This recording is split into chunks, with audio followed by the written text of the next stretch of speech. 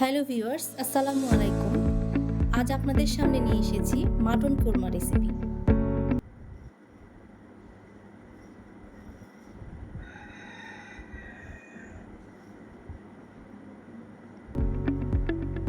এখানে কিছু শুকনো মশলা রয়েছে, এগুলো আমি গুঁড়ো করে নেব গ্রাইন্ডারে। দেখেন, তেজপাতা, বড় এলাচ, ছোট এলাচ, জয়ফল, জয়ত্রী, কালো গোলমরিচ, সাদা গোলমরিচ, এলাচ, লবঙ্গ এবং তেজপাতা, এগুলো আমি গ্রাইন্ডারে সুন্দর করে গুঁড়ো করে নেব। তার আগে একটু ভেজে নেব মশলাগুলোকে।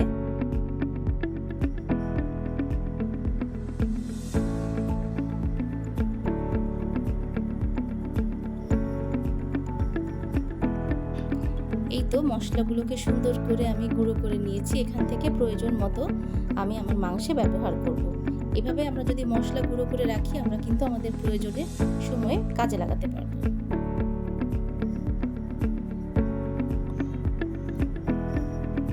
নিয়ে নিচ্ছি টক দই। টক দইটা সুন্দর করে আমি ফেটিয়ে নিয়েছি। দেখেন, ক্রিমের মতো লাগছে দেখতে।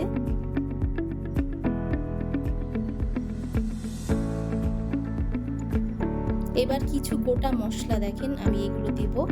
বড় এলাচ, ছোট এলাচ, তেজপাতা, গোলমরিচ, এগুলো আমি গোটা মশলা দেব।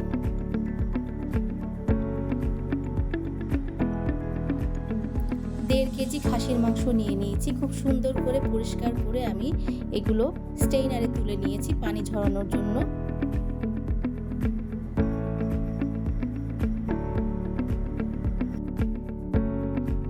এবার দিয়ে দিচ্ছি কড়াইতে পরিমাণ মতো সরিষার তেল। আমি রান্নাতে সরিষার তেলটা ব্যবহার করি। তেলটা গরম হয়ে আসলে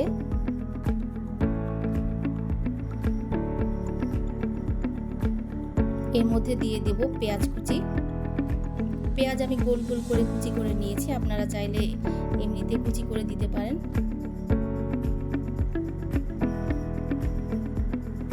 মাংসে আমি পেঁয়াজটা একটু বেশি দেওয়ার চেষ্টা করি, গ্রেভিটা খুব সুন্দর আসে।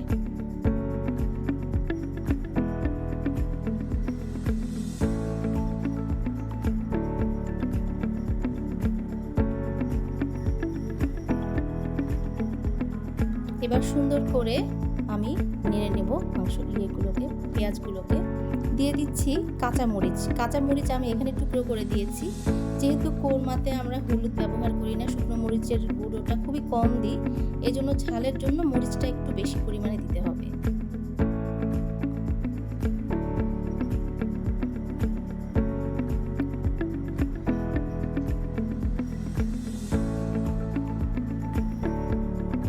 পেঁয়াজগুলো খুব বেশি লালচে করে ভাজবো না, নরম হয়ে আসা পর্যন্তই আমি এটাকে রান্না করব।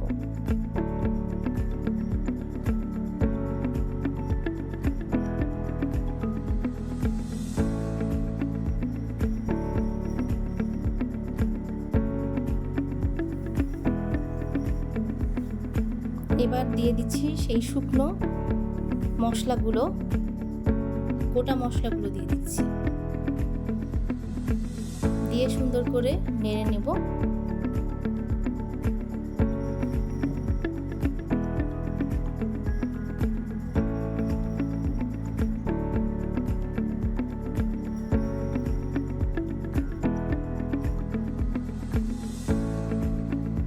পেঁয়াজ ইতিমধ্যে নরম হয়ে এসেছে।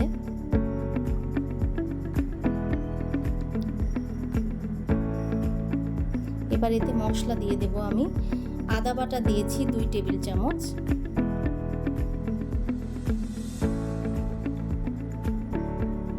দেড় টেবিল চামচ রসুন বাটা,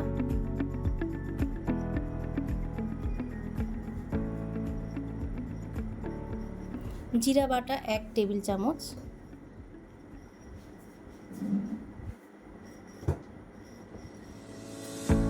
হাফ চা চামচ আমি দিয়ে দিচ্ছি শুকনো মরিচের গুঁড়ো। কেউ যদি না চান তাহলে না দিতে পারেন। আর 1 চা চামচ ধনিয়ার গুঁড়ো। লবণ দিয়ে দিচ্ছি 2 চা চামচ, প্রয়োজন বুঝে পরে আবার লবণটা অ্যাড করতে পারেন।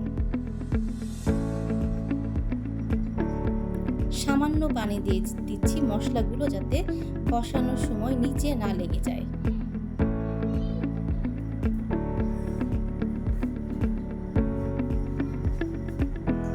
এবার সুন্দর করে আমি মশলাগুলোকে কষিয়ে নেব।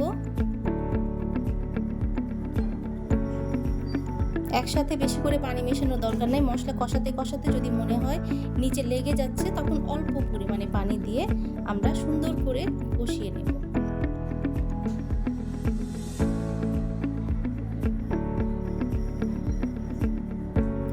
সুন্দর করে আমার কষানো হয়ে গেছে। দেখেন উপরে তেল উঠে এসেছে। মশলা কষানোর ওপরেই কিন্তু তরকারির স্বাদটা নির্ভর করে, তাই খুব মনোযোগ সহকারে আমাদেরকে মশলাটা সময় নিয়ে কষাতে হবে।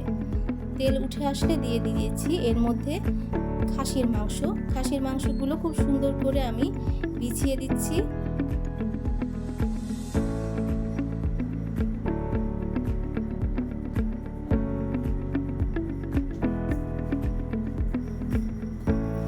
এবার খাসির মাংসগুলোকে সুন্দর করে নেড়ে দেব, মিশিয়ে নেব মশলার সাথে।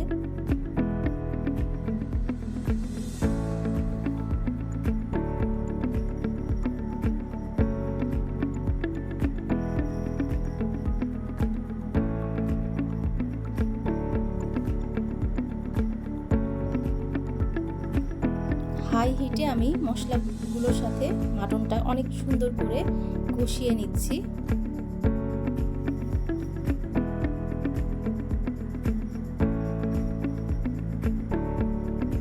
5-6 মিনিট ধরে কষিয়ে নিলাম, বারবার করে নেড়ে নেড়ে।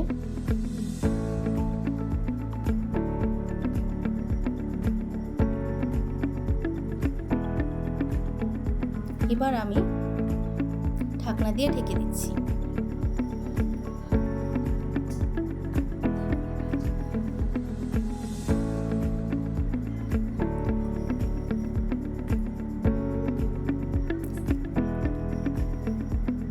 ঢাকনা তুলে আমি আবার নেড়ে দিচ্ছি।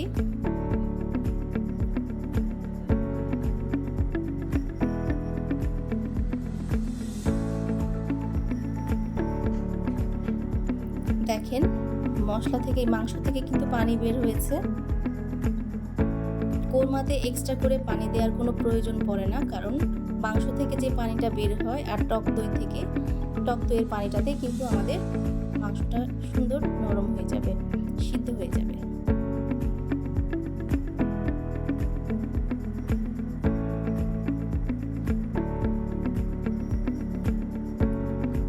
পাঁচ মিনিট 7 মিনিট পর পর মাংসটা ঢাকনাটা খুলে নেড়ে দিয়েছি।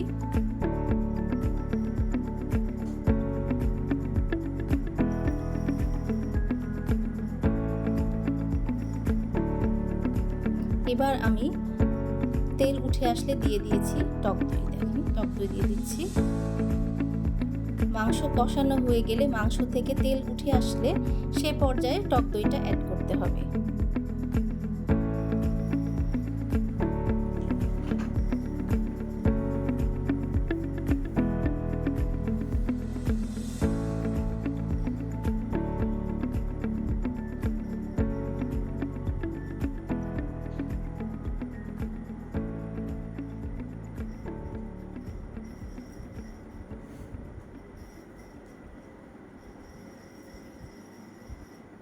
এবার আমি আবার ঢাকনা দিয়ে ঢেকে দিচ্ছি, অপেক্ষা করছি মাংস সিদ্ধ হওয়া পর্যন্ত।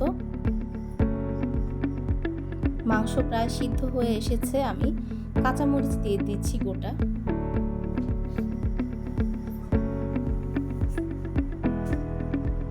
দেখেন পানি অনেকটা কমে এসেছে।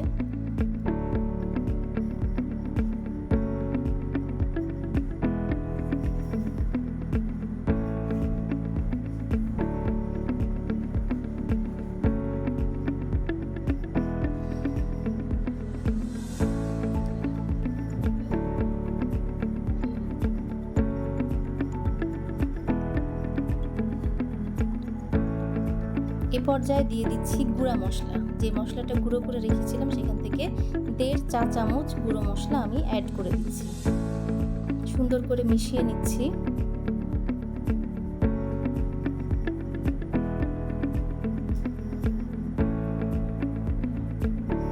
মাংস আমাদের রান্না প্রায় শেষের দিকে।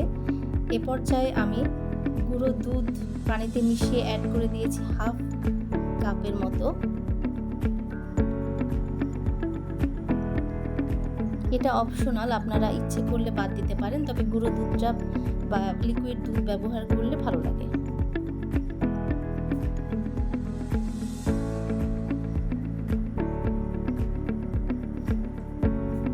সুন্দর করে মিশিয়ে নিচ্ছি। আমি একদম রান্নার শেষ পর্যায়ে চলে এসেছি। দেখেন মাংস সিদ্ধ হয়ে গেলে টেস্ট করে চিনি দেব। যেহেতু কোরমাটা মিষ্টি মিষ্টি হয়, মাংসতে চিনি দিয়ে দিলাম। এবার দিয়ে দিচ্ছি 2 টেবিল চামচ ঘি, একটা শাহি ফ্লেভার আনার জন্য এবং টেস্টের জন্য।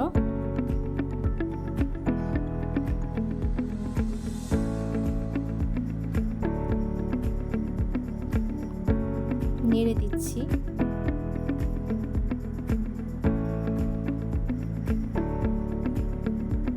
দিয়ে দিচ্ছি সামান্য কেওড়া জল।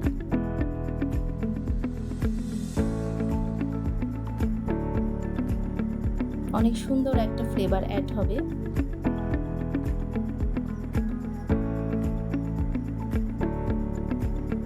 আমার কোরমা রান্না প্রায় শেষের দিকে।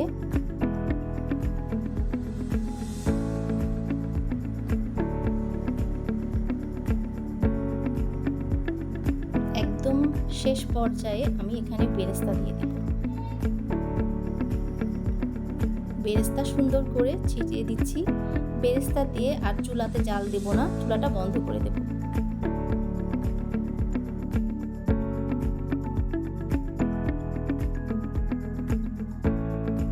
এই তো তৈরি হয়ে গেল আমার মজাদার স্বাদের মাটন কোরমা।